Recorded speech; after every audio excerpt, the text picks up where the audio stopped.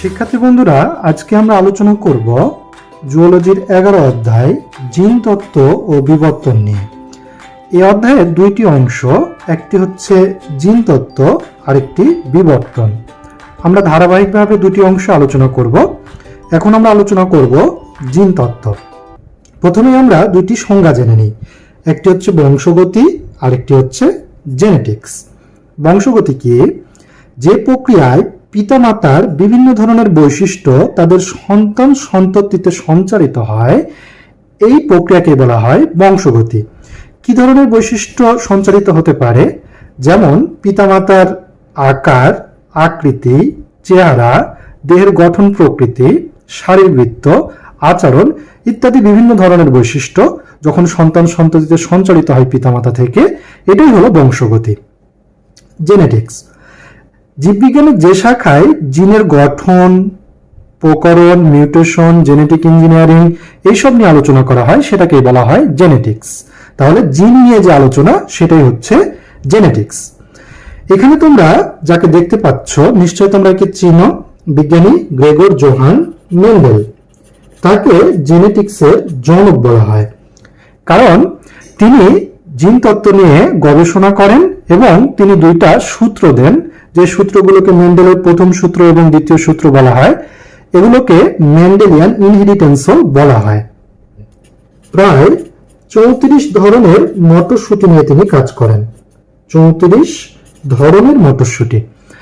প্রায় 7 বছর ধরে গবেষণা করে তিনি দুইটি সূত্র প্রদান করেন।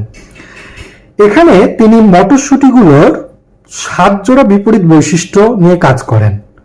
সেই বৈশিষ্ট্যগুলো যেমন বীজের কালার, বীজের আকৃতি, ফলের কালার, ফলের আকৃতি, এরকম।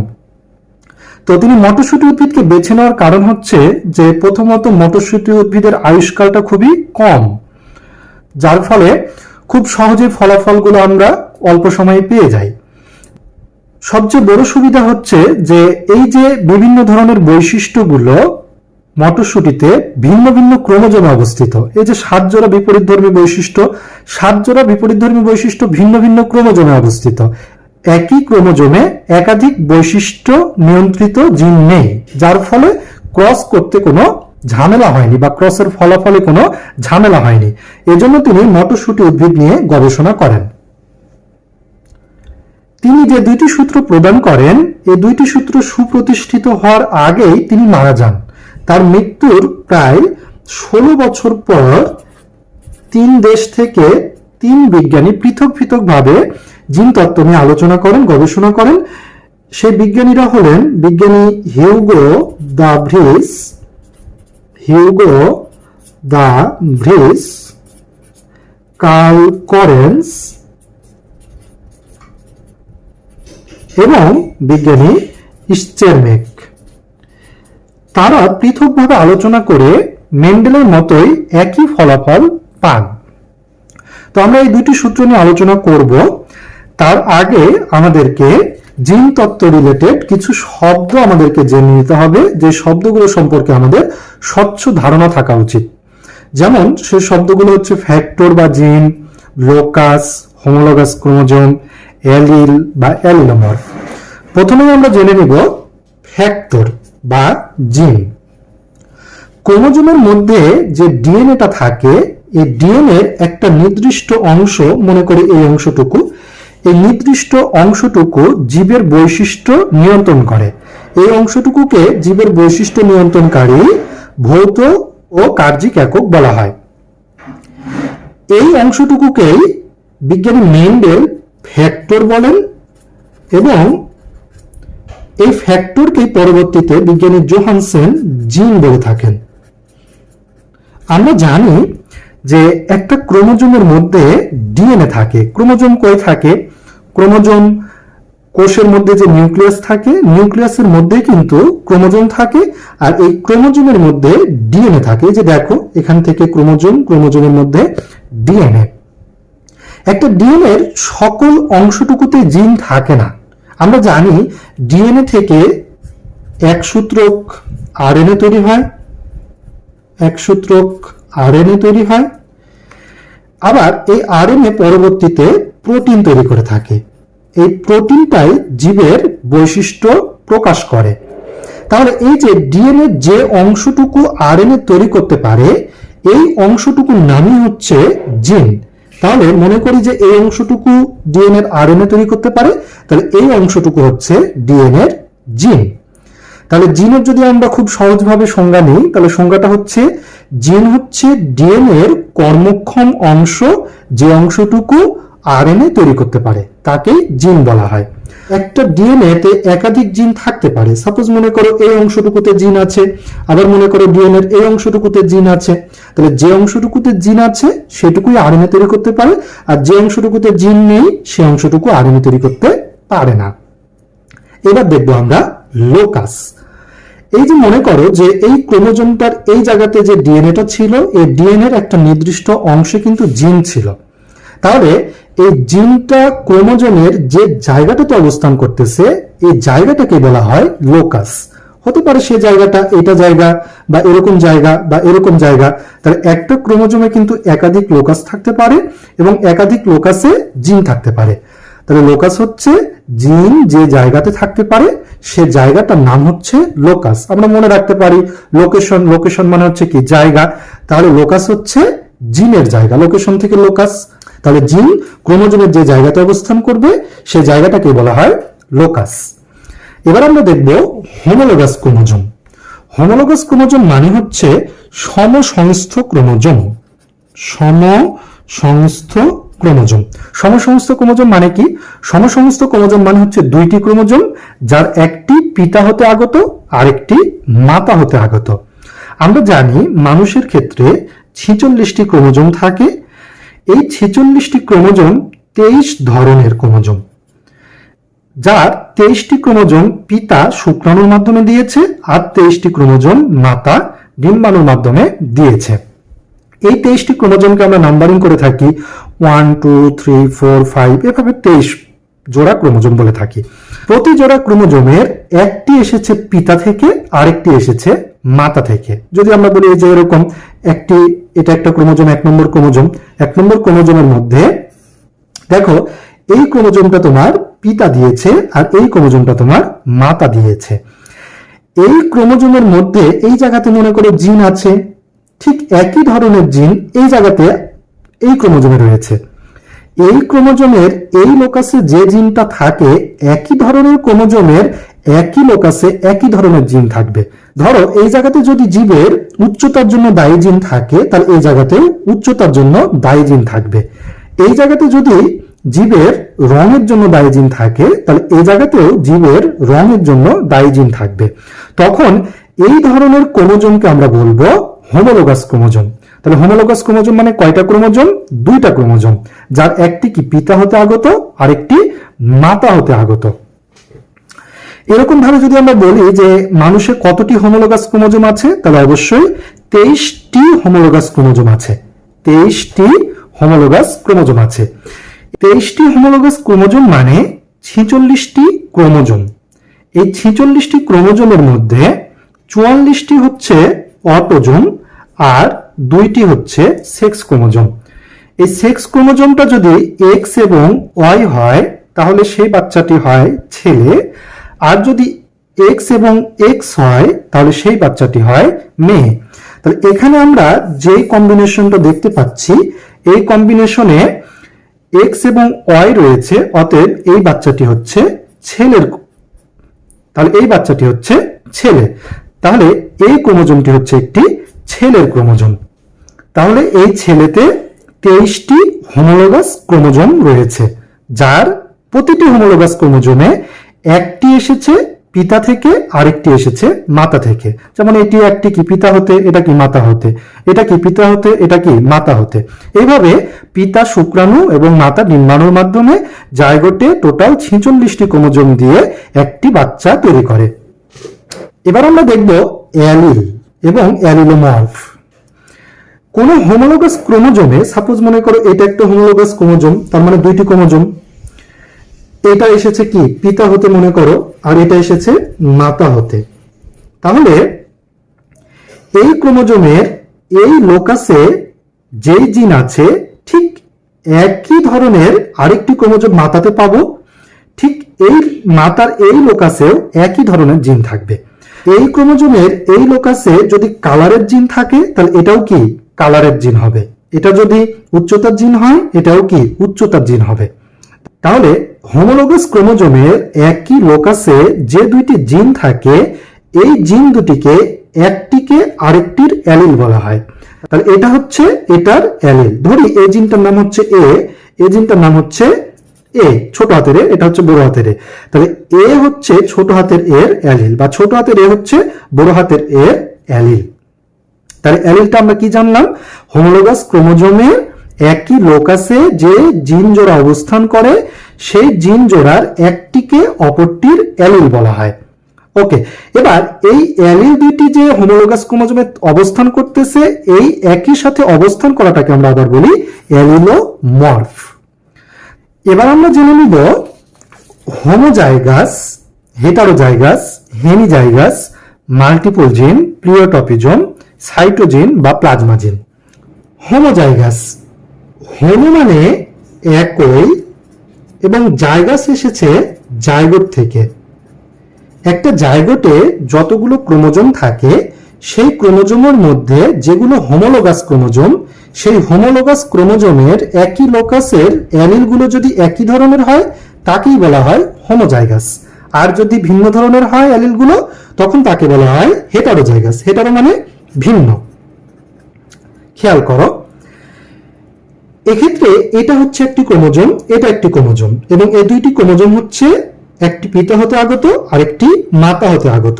তাহলে এই দুইটি ক্রোমোজোম মিলে হয়েছে হোমোলোগাস ক্রোমোজোম। একইভাবে এই ক্রোমোজোম এবং এই ক্রোমোজোম মিলে হয়েছে হোমোলোগাস ক্রোমোজোম। এই হোমোলোগাস ক্রোমোজোমের একই লোকাস, মনে করো এটা একটা লোকাস, এটা একটা লোকাস, একই লোকাসে যদি একই ধরনের জিন থাকে, খেয়াল করো এই জায়গাতে যে জিনটা আছে সেটা কি বড় হাতের বি জিন, যেটি কি মনে করো কালারের বৈশিষ্ট্য, এবং সে কালারটা হলো কি বড় হাতের বি দ্বারা বোঝাচ্ছে সাদা, এবং এক্ষেত্রেও কি একই ধরনের বড় হাতের বি আছে, তার মানে এই বড় হাতের বি দ্বারাও কি সাদা বোঝাচ্ছে। তাহলে হোমোলোগাস ক্রোমোজোমের একই লোকাসে যে দুইটি অ্যালিল থাকে সেই অ্যালিল দুইটি যদি একই ধরনের হয় তখন সেই অ্যালিল দুইটাকে বলা হয় হোমোজাইগাস। তাহলে বড় হাতের বি একই ধরনের, তাহলে এটা কি হোমোজাইগাস। এখন বলো তো এই হোমোলোগাস ক্রোমোজোমে এই জায়গাতে কি ছোট হাতের বি আছে এবং এই ক্রোমোজোমেও কি এই লোকাসে ছোট হাতের বি আছে, তাহলে ছোট হাতের বি মনে করো কালো হওয়া প্রকাশ করতেছে, ছোট হাতের বি মনে করো কালো প্রকাশ করতেছে, কালো বৈশিষ্ট্য। তাহলে ছোট হাতের বি থাকলে সেটাও কি সেটাও হোমোজাইগাস, কারণ কি এটাও কি একই ধরনের দুইটি জিন। হোমোলোগাস ক্রোমোজোমের একই লোকাসে যে দুইটি অ্যালিল আছে সে দুইটা কি একই ধরনের। তাহলে কোন হোমোলোগাস ক্রোমোজোমের একই লোকাসে যদি একই ধরনের দুইটি অ্যালিল পায় তাহলে সেটাকেই বলা হয় হোমোজাইগাস। হতে পারে কি এরকম কম্বিনেশন বা এরকম কম্বিনেশন। কিন্তু হেটারোজাইগাসের ক্ষেত্রে কেমন হবে? খেয়াল করো এই দুইটি আবার মনে করো হোমোলোগাস ক্রোমোজোম এবং এই দুইটিও কি হোমোলোগাস ক্রোমোজোম, এই দুইটি ক্রোমোজোম মিলে হোমোলোগাস ক্রোমোজোম। এই ক্রোমোজোমের এবং এই ক্রোমোজোমের অর্থাৎ হোমোলোগাস ক্রোমোজোমের একই লোকাসে যে দুইটি জিন আছে, একটি জিন বড় হাতের বি, একটি জিন কি ছোট হাতের বি। তার মানে একটা হচ্ছে কি সাদা বৈশিষ্ট্য প্রকাশ করতেছে, আরেকটা কালো বৈশিষ্ট্য প্রকাশ করতেছে। তার মানে অ্যালিল দুইটি কি ভিন্ন প্রকৃতির। এই ক্ষেত্রে আমরা অ্যালিল দুইটিকে বলবো হেটারোজাইগাস। তাহলে বড় হাতের বি ছোট হাতের বি এরকম কম্বিনেশন হলে হেটারোজাইগাস, ছোট হাতের বি বড় হাতের বি এরকম কম্বিনেশন হলেও হেটারোজাইগাস। তাহলে হেটারোজাইগাসের সংজ্ঞাটা কি দাঁড়ালো আমাদের? হোমোলোগাস ক্রোমোজোমের একই লোকাসের জিন দুইটি বা অ্যালিল দুইটি যদি ভিন্ন প্রকৃতির হয় তাহলে সেটাকে আমরা বলবো হেটারোজাইগাস। এবার আসো হেমিজাইগাস। আচ্ছা, মানুষ হচ্ছে কি ডিপ্লয়েড জীব, তাই না? তাহলে ডিপ্লয়েড জীব হলে মানুষের যে কোনো একটা বৈশিষ্ট্য প্রকাশের জন্য কয়টা জিন লাগে বলতো? অবশ্যই দুইটা জিন লাগে, যেহেতু ডিপ্লয়েড জীব। যদি বলি মানুষের কালারের বৈশিষ্ট্য বা মনে করো যে মানুষের উচ্চতার বৈশিষ্ট্য, তাহলে সেক্ষেত্রে কালারের বৈশিষ্ট্যটা প্রকাশ করার জন্য দুইটা জিন লাগবে বা দুইটা অ্যালিল লাগবে, যেটার একটা অ্যালিল কি পিতা হতে আরেকটা কি মাতা হতে আগত, তাই না? এই দুইটা অ্যালিলের মিলে একটা বৈশিষ্ট্য প্রকাশ হয়। বাট ঘটনা যদি এরকম হয় যে একটা অ্যালিলি একটা বৈশিষ্ট্য প্রকাশ করতেছে, তখন কেমন হবে? হ্যাঁ, হেমি মানে হচ্ছে অর্ধেক। যেমন তোমরা রুই মাছের ফুলকার ক্ষেত্রে পড়েছো, হলো ব্রাঙ্ক ফুলকা, হেমি ব্রাঙ্ক ফুলকা। হলো মানে কি? সম্পূর্ণ বা পুরাটা বা ফুল, আর হেমি মানে কি? অর্ধেক। মানে হেমি ব্রাঙ্ক মানে কি? অর্ধ ফুলকা, আর হলো ব্রাঙ্ক মানে কি? পূর্ণ ফুলকা। তাহলে এই জায়গাতে হেমি জাইগাস তার মানে অর্ধেক। জাইগোটের হোমোলোগাস ক্রোমোজোমে যে অ্যালিলগুলো থাকবে তার মধ্যে যে কোনো একটি অ্যালিল একটা বৈশিষ্ট্য প্রকাশ করতে পারবে, তাহলে সেটাকে আমরা বলবো হেমিজাইগাস। যেমন এরকম কোন ক্ষেত্রে ঘটতে পারে? মানুষের যে 44টি অটোজোম রয়েছে সেগুলো কিন্তু সবগুলোরই কিন্তু কি একই ধরনের ক্রোমোজোম, পিতা এবং মাতার ক্রোমোজোমগুলো কিন্তু একই ধরনের। বাট যেগুলো সেক্স ক্রোমোজোমের ক্ষেত্রে, ছেলের ক্ষেত্রে কি বলতো, একটা কি এক্স ক্রোমোজোম, আরেকটা কি ওয়াই ক্রোমোজোম, তাই না? এক্স ক্রোমোজোম এবং ওয়াই ক্রোমোজোম কিন্তু ভিন্ন। এখন এক্স ক্রোমোজোমে মনে করো এই জায়গাতে একটা জিন আছে, মনে করো এ জিন, এটা একটা বৈশিষ্ট্য প্রকাশ করতেছে যেটা কিন্তু ওয়াই জিনে কিন্তু নাই। তাহলে এই এক্স ক্রোমোজোমের এ ওয়াই জিনটা এটাই কিন্তু একটা বৈশিষ্ট্য প্রকাশ করতেছে। কিন্তু আমরা কি বলছিলাম যে ডিপ্লয়েড জীবে একটা বৈশিষ্ট্য প্রকাশ করার জন্য হোমোলোগাস ক্রোমোজোম লাগবে, এবং হোমোলোগাস ক্রোমোজোমের দুইটি ক্রোমোজোমের একই লোকাসের দুইটি জিন লাগবে। কিন্তু এই জায়গাতে খেয়াল করো যে একটি ক্রোমোজোমের একটি লোকাসের এ জিনটাই কিন্তু একটা বৈশিষ্ট্য প্রকাশ করতে পারছে। তাহলে এই ধরনের অবস্থাকে আমরা কি বলবো? হেমিজাইগাস। ক্লিয়ার? যেমন কোন কোন ক্ষেত্রে আমরা পেতে পারি? যেমন পুরুষ মানুষের ক্ষেত্রে কানের লোম তৈরি হয়, মেয়ে মানুষের ক্ষেত্রে কিন্তু কানের লোম তৈরি হয় না, তাই না? কারণ পুরুষ মানুষে কানের লোম তৈরি হওয়ার জন্য দায়ী জিনটা থাকে শুধুমাত্র ওয়াই ক্রোমোজোমে, আর ওয়াই ক্রোমোজোম তো শুধু আমরা ছেলেদের ক্ষেত্রেই পাই, তাই না? মেয়েদের ক্ষেত্রে তো আমরা ওয়াই ক্রোমোজোম পাই না। তাহলে কানের লোমের জন্য দায়ী জিন যদি শুধুমাত্র ওয়াই জিনের সাপোজ এই লোকাসে আছে, তাহলে সে ওয়াই জিন তো আর মেয়েদের ক্ষেত্রে নাই। তাহলে কানের লোম তৈরি হবে শুধুমাত্র ছেলেদের ক্ষেত্রেই, তাই না? ওকে, এবার আসো মাল্টিপল জিন। আমরা একটু আগে বললাম যে একটি জিন একটি বৈশিষ্ট্য প্রকাশ করছে, সেক্ষেত্রে হেমিজাইগাস। দুইটি জিন মিলে একটি বৈশিষ্ট্য প্রকাশ করতেছে, জিন দুইটি একই ধরনের হলে হোমোজাইগাস, ভিন্ন ধরনের হলে হেটারোজাইগাস। কিন্তু এখন যদি এরকম হয় যে একটা বৈশিষ্ট্য প্রকাশের জন্য অনেকগুলো জিন লাগতেছে, তখন সেক্ষেত্রে আমরা সেটাকে কি বলবো? সেটাকে আমরা বলবো মাল্টিপল জিন। হ্যাঁ, এইবার তোমরা খুব ভালোভাবে বুঝতে পারবা। মানুষের ক্ষেত্রে খেয়াল করো যে বাবা মনে করো যে খুব ফর্সা বা সাদা, আর মা মনে করো খুবই কালো, কিন্তু বাচ্চাটা মনে করো যে মাঝারি টাইপের কালার হলো, বা মনে করো যে তাদের কম বেশি একটা কালার হলো, তাই না? এই ক্ষেত্রে কিন্তু আসলে এই হোমোজাইগাস হেটারোজাইগাস কথাগুলো প্রযোজ্য না। এই ক্ষেত্রে মাল্টিপল জিন, ওই যে বাচ্চাটা হলো, এই বাচ্চার ক্ষেত্রে যে ধরনের কালারটা হলো, এই কালারের জন্য অনেকগুলো জিন কাজ করেছে একসাথে, যার কারণে সেই বাচ্চাটা হতে পারে হালকা সাদা, বা কি হালকা কালো, বা মিডিয়াম কালারের হতে পারে, তাই না? তাহলে মাল্টিপল জিন হচ্ছে একটা বৈশিষ্ট্য প্রকাশ করার জন্য যদি একাধিক জিন কাজ করে বা একাধিক অ্যালিল কাজ করে, তখন সেক্ষেত্রে আমরা সেটাকে বলবো মাল্টিপল জিন। এবার আসো প্লিওট্রপিজম। প্লিওট্রপিজম হচ্ছে একটি অবস্থা, যেই জিন প্লিওট্রপিজম ঘটায় সেই জিনকে বলা হয় প্লিওট্রপিক জিন। এটা হলো মাল্টিপল জিনের ঠিক উল্টা। প্লিওট্রপিক জিন এটা হলো মাল্টিপল জিনের ঠিক উল্টা। মাল্টিপল জিনে কি দেখলাম যে একটা বৈশিষ্ট্য প্রকাশ করার জন্য অনেকগুলো জিন যদি কাজ করে, বাট প্লিওট্রপিকে একটা জিন মনে করো, একটা জিন একটা ক্রোমোজোম মনে করো, এই ক্রোমোজোমের একটা জিন, এই জিনটাই একাধিক বৈশিষ্ট্য প্রকাশ করতেছে, তখন সেটাকে আমরা বলবো প্লিওট্রপিক জিন। এরকম আমরা কোথায় পেতে পারি? যেমন মানুষের ক্ষেত্রে লিথাল জিন মানুষের ক্ষেত্রে এটা কিন্তু একাধিক বৈশিষ্ট্য প্রকাশ করে। একটা বৈশিষ্ট্য হলো তোমার জীবিত বা মৃত দশা জীবের, আরেকটা হচ্ছে তোমার জীবের কালারের দশা। আমরা লিথাল জিন নিয়ে পরবর্তীতে আলোচনা করব, অবশ্যই আসবে। এরকম লিথাল জিন ছাড়াও যেমন এই জায়গাতে খেয়াল করো, এখানে একটা ক্রোমোজোম, এই ক্রোমোজোমের এই লোকাসে একটা জিন, এই জিনটাই মনে করো মানুষের ব্লাইন্ডনেসের জন্য দায়ী, অর্থাৎ বর্ণান্ধতার জন্য দায়ী, লিভার ফেইলিওরের জন্য দায়ী, হার্ট অ্যাটাকের জন্য দায়ী। তাহলে একটা জিন একাধিক বৈশিষ্ট্য প্রকাশ করতেছে, তাই না? তখন সেটাকে আমরা বলবো প্লিওটপিক জিন, এবং প্লিওটপিক জিনের অবস্থাটাকে আমরা বলবো প্লিওটপিজম। আশা করি তোমরা ক্লিয়ার হয়েছে। এবার আমরা দেখব সাইটোজিন বা প্লাজমা জিন। আচ্ছা তোমরা বলো তো জিন কই থাকে? জিন থাকে ডিএনএ তে। ডিএনএ কই থাকে? ক্রোমোজোমে। ক্রোমোজোম কই থাকে? নিউক্লিয়াসে। নিউক্লিয়াস কই থাকে? কোষের মধ্যে, তাই না? তাহলে আমরা যদি এভাবে বলি এটা একটা কোষ, এই কোষের মধ্যে এটা নিউক্লিয়াস, তাহলে জিন কিন্তু এই নিউক্লিয়াসের মধ্যেই অবস্থান করতেছে, নিউক্লিয়াসের মধ্যে ক্রোমোজোমের ডিএনএ তে অবস্থান করতেছে। বাট যাদের ক্ষেত্রে মনে করো যে নিউক্লিয়াসটা সুগঠিত নয়, যেমন আদিকোষী জীব, তাদের ক্ষেত্রে কি নিউক্লিয়াসের উপাদানগুলো কি বাইরে চলে আসে, সাইটোপ্লাজমে চলে আসে, তাই না? এই ক্ষেত্রে তাদের যে ডিএনএটা, সে ডিএনএটাও কি বাইরে চলে আসে।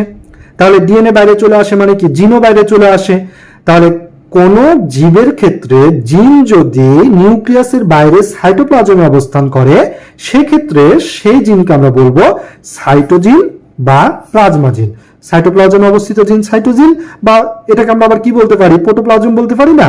তাহলে প্রোটোপ্লাজমে অবস্থিত জিনকে আমরা বলতে পারি প্লাজমা জিন। ঠিক আছে, তাহলে সাইটোজিন বা প্লাজমা জিন। এরপরে আমরা জানবো প্রকট বৈশিষ্ট্য, প্রচ্ছন্ন বৈশিষ্ট্য, ফিনোটাইপ, জিনোটাইপ, এক সংকর ক্রস এবং দ্বিসংকর ক্রস। আচ্ছা, একটু আগে আমরা কিন্তু হোমোলোগাস ক্রোমোজোম দেখলাম, হোমোজাইগাস ক্রোমোজোম, হেটারোজাইগাস ক্রোমোজোম, এই জিনিসগুলো কিন্তু আমরা দেখেছি। এই জায়গাতে খেয়াল করো যে হোমোজাইগাসের ক্ষেত্রে একই লোকাসে যে দুইটা জিন থাকতেছে, এই দুইটা জিন কি একই ধরনের হয়, তাই না? তাহলে জিন দুইটা যদি একই ধরনের হয়, সেক্ষেত্রে বৈশিষ্ট্য কি একই হবে। বড় হাতের বি এটা যদি সাদা বৈশিষ্ট্য প্রকাশ করে, এটাও যদি বড় হাতের বি সাদা বৈশিষ্ট্য প্রকাশ করে, তাহলে এই লোকাসে অবস্থিত অ্যালিল দুইটার কারণে বৈশিষ্ট্যটা, জীবটাতে বৈশিষ্ট্যটা কেমন হবে? অবশ্যই সাদা কালারের হবে, তাই না? আবার ছোট হাতের বি দ্বারা যদি কালো হয়, তাহলে এই জীবটা কি হবে বলতো? কালো হবে, তাই না? ওকে। বাট সমস্যা হলো হেটারোজাইগাসের ক্ষেত্রে। হেটারোজাইগাসের ক্ষেত্রে একটা কি সাদার জিন আছে, একটা কি কালোর জিন আছে। এখন কথা হচ্ছে যে কোন বৈশিষ্ট্যটা প্রকাশিত হবে। একই সাথে তো সাদা এবং কালো দুইটা একই সাথে তো প্রকাশিত হতে পারে না, যে কোনো একটা প্রকাশিত হবে, তাই না? এটা আমি আরো ভালো যদি উদাহরণ নিই, তাহলে লম্বা বা খাটোর বৈশিষ্ট্যটা খেয়াল করো। হোমোলোগাস ক্রোমোজোমের জিন দুইটা যদি হেটারোজাইগাস হয়, তাহলে সেক্ষেত্রে লম্বার খাটোর ক্ষেত্রে, তার মানে একটাতে লম্বা হওয়ার জিন আছে আর একটা মনে করো খাটো হওয়ার জিন আছে, তাহলে একই সাথে কি লম্বা খাটো দুইটা বৈশিষ্ট্য প্রকাশিত হতে পারে? না, অবশ্যই পারে না। কেমনে হবে? দিনের বেলা লম্বা আর রাতের বেলা খাটো, সেটা তো হতে পারে না, তাই না? যে কোনো একটা বৈশিষ্ট্য কিন্তু প্রকাশিত হতে হবে। তাহলে কোন হেটারোজাইগাস অবস্থাতে যে বৈশিষ্ট্যটা প্রকাশিত হবে সেটাকে বলা হয় প্রকট বৈশিষ্ট্য। এক্ষেত্রে মনে করো বড় হাতের বিটা হচ্ছে ছোট হাতের বি এর উপর প্রকট। তাহলে বড় হাতের বিটা যদি প্রকাশিত হয়, তাহলে ছোট হাতের বিটা কি প্রকাশিত হতে পারবে না। তাহলে এই জীবটা কেমন হবে বলতো ভাই? এই জীবটা হবে নিশ্চয় সাদা, তাই না? তাহলে ছোট হাতের বিটা যে প্রকাশিত হতে পারলো না, এই বৈশিষ্ট্যটাকে আমরা বলবো প্রচ্ছন্ন বৈশিষ্ট্য। তাহলে প্রকট এবং প্রচ্ছন্ন বৈশিষ্ট্য এই জিনিসটা আমরা পাবো শুধুমাত্র হেটারোজাইগাস অবস্থাতে। হোমোজাইগাসে প্রকট প্রচ্ছন্ন জিনিসটা আসতেছে না। কেন আসতেছে না? কারণ হোমোজাইগাসের জিন দুইটা তো একই ধরনের। তাহলে সেক্ষেত্রে কি দুইটা জিনের কি দুইটাই প্রকাশিত হচ্ছে, বা যেটাই প্রকাশিত হোক এ ধরনের কোনো সমস্যা কিন্তু হচ্ছে না, কারণ দুইটা জিন একই ধরনের। বাট সমস্যাটা শুধু হেটারোজাইগাসের ক্ষেত্রে, যেহেতু জিন দুইটা ভিন্ন ধরনের, তাহলে যেই জিনটা প্রকাশিত হবে জীবে সেটা হলো প্রকট বৈশিষ্ট্য, আর যেই জিনটা প্রকাশিত হতে পারবে না সেটাকে আমরা বলবো প্রচ্ছন্ন বৈশিষ্ট্য। এই জায়গাতে বড় হাতের বিটা হচ্ছে প্রকট বৈশিষ্ট্য আর ছোট হাতের বিটা হচ্ছে প্রচ্ছন্ন বৈশিষ্ট্য। এখন কথা হচ্ছে বড় হাতের বিটা যে প্রকাশিত হলো, ছোট হাতের বিটা যে প্রকাশিত হলো না, তার মানে কি বড় হাতের বিটা কি বেশি পাওয়ারফুল? তার মানে সাদা জিনটা কি বেশি পাওয়ারফুল আর কালো জিনটা কি কম পাওয়ারফুল? এরকম কিছু না ভাইয়া, দুইটা জিনিস সমক্ষমতা সম্পন্ন। ঠিক আছে, কিন্তু কি যেহেতু এখানে এই বৈশিষ্ট্যটা কি এরকমই যে কোনো একটা প্রকাশিত হতে হবে, দুইটা তো একই সাথে প্রকাশিত হতে পারবে না। তাই কি যে কোনো একজন মনে করো স্যাক্রিফাইস করে ফেলেছে, ছোট হাতের বি মনে করো স্যাক্রিফাইস করে ফেলেছে, বড় হাতের বি প্রকাশিত হয়ে গেছে। ছোট হাতের বিয়ের ক্ষমতা আছে কি না দেখা যাবে পরবর্তী জেনারেশনে। দেখা গেল কি এই ছোট হাতের বিটা তার নাতি নাতনিতে গিয়ে প্রকাশিত হতে পারে। তার মানে কি কোন পিতার ক্ষেত্রে মনে করো বড় হাতের বি জিন আছে, মাতার ক্ষেত্রে ছোট হাতের বি জিন, তাহলে তার বাচ্চার ক্ষেত্রে মনে করো কম্বিনেশনটা হলো এরকম, তাহলে তার বাচ্চার ক্ষেত্রে বড় হাতের বিটা প্রকাশিত হলো। কিন্তু এই বাচ্চাগুলো যখন আবার বাচ্চা কাচ্চা নিবে, এই বাচ্চা কাচ্চাগুলো যখন আবার পিতামাতা হবে, তখন তার বাচ্চা কাচ্চাগুলোতে এই ছোট হাতের বিটা কিন্তু প্রকাশিত হতে পারে। আমরা কিন্তু পরে এগুলো দেখব। তাহলে আমরা দেখলাম প্রকট বৈশিষ্ট্য এবং প্রচ্ছন্ন বৈশিষ্ট্য। এবার আসো ফিনোটাইপ এবং জিনোটাইপ।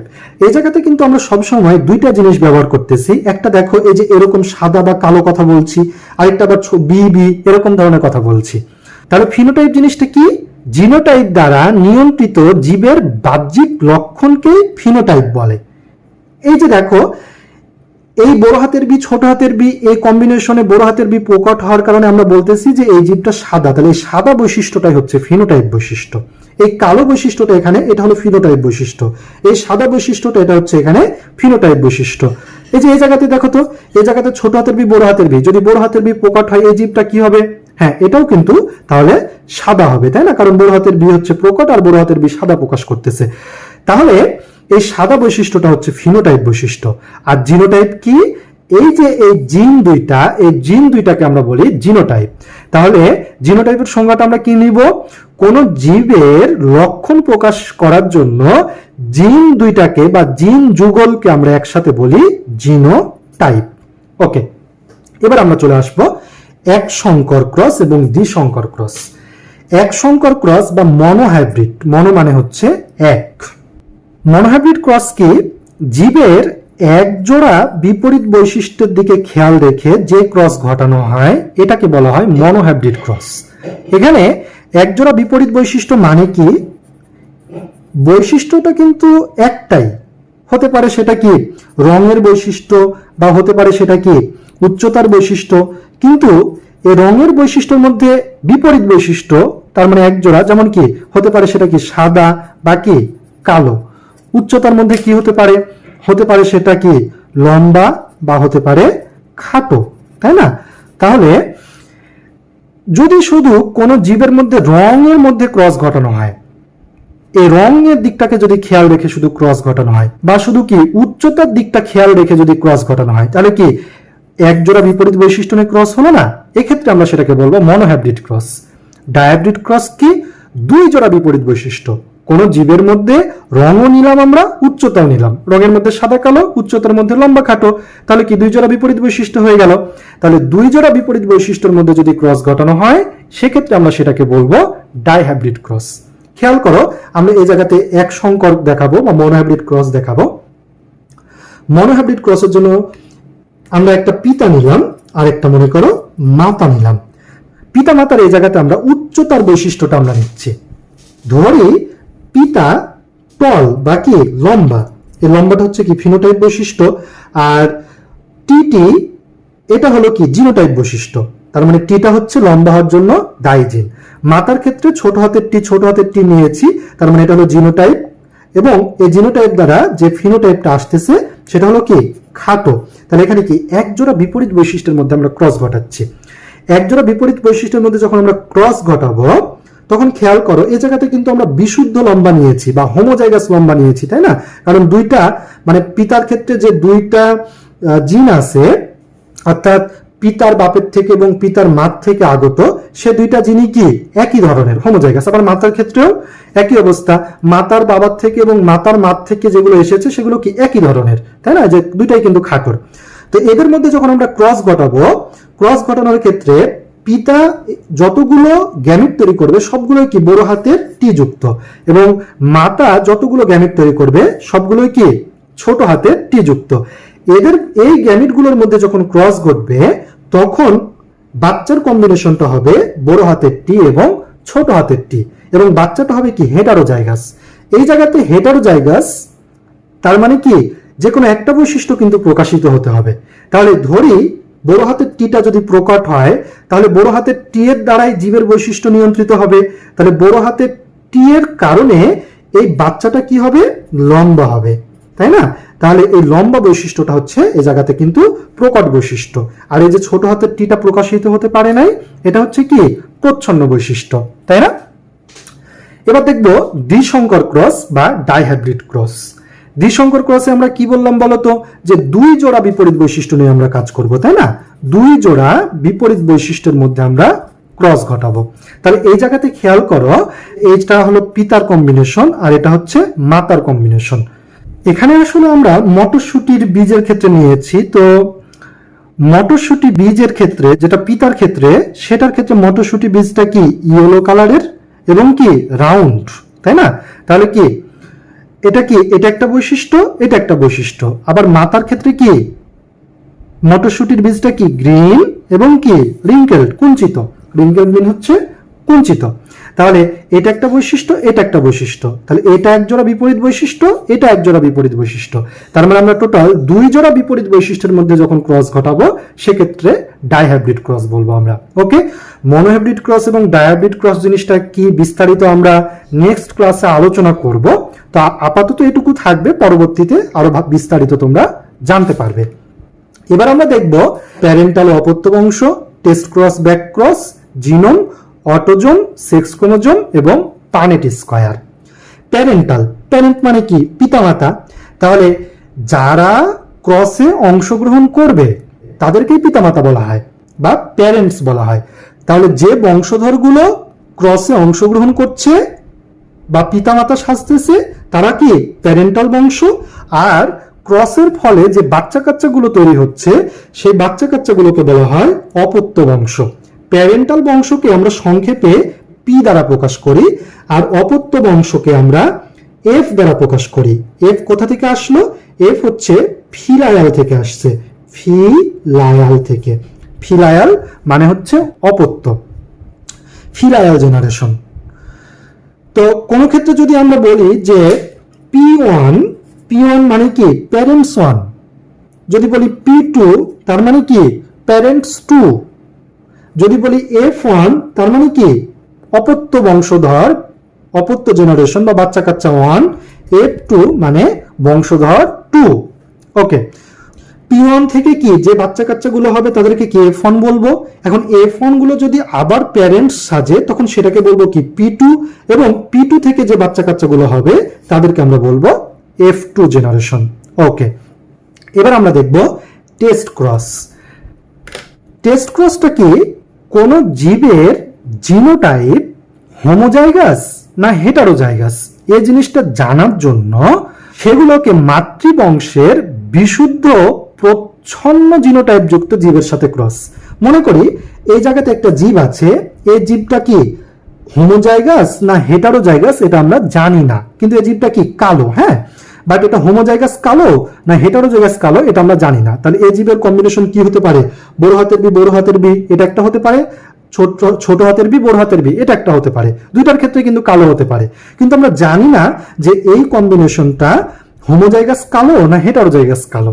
তো এটার জন্য আমাদেরকে কি করতে হবে? এটা জানতে গেলে আমাদেরকে টেস্ট ক্রস করতে হবে। টেস্ট ক্রসটা কেমন? যে এই জীবটার সাথে আমরা বিশুদ্ধ মাতৃবংশের প্রচ্ছন্ন জিনোটাইপ যুক্ত জীবের সাথে আমরা ক্রস ঘটাবো। এই জায়গাতে কি বড় হাতের বিটা মনে করো উল্টা ঘটনা হয়েছে, যে কালো বৈশিষ্ট্য প্রকাশ করেছে, আর ছোট হাতের বিটা মনে করো সাদা বৈশিষ্ট্য প্রকাশ করেছে। তো এই জীবটা কি কালো হয়েছে, তার মানে বড় হাতের বি এর কারণে মনে করো কালো হয়েছে। তাহলে এই জীবটার জিনোটাইপ জানার জন্য আমাদেরকে কি করতে হবে? এই জীবটা যেই পিতামাতা থেকে এসেছে সেই পিতামাতার মধ্যে যেটা প্রচ্ছন্ন হোমোজাইগাস জিনধারী ছিল, হতে পারে মাতা বা হতে পারে পিতা, তার সাথে আমরা ক্রস ঘটাবো। ওকে, টেস্ট ক্রস নিয়ে আমরা বিস্তারিত নেক্সট একটা ক্লাসে আমরা আলোচনা করব, সমস্যা নেই। টেস্ট ক্রস এবং ব্যাক ক্রস নিয়ে আমরা বিস্তারিত ফলাফল সহ আমরা আলোচনা করব।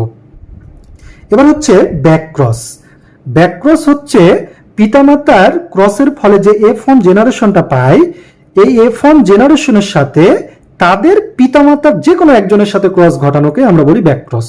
তো আমরা টেস্ট ক্রস ব্যাক ক্রস নিয়ে পরবর্তীতে আলোচনা করব, সমস্যা নেই। এবার আমরা দেখব জিনোম। জিনোম কাকে বলে? জিনোম হচ্ছে জীবের একটা গ্যামিটে যতগুলো ক্রোমোজোম থাকে সবগুলো ক্রোমোজোমকে আমরা একসাথে বলি জিনোম।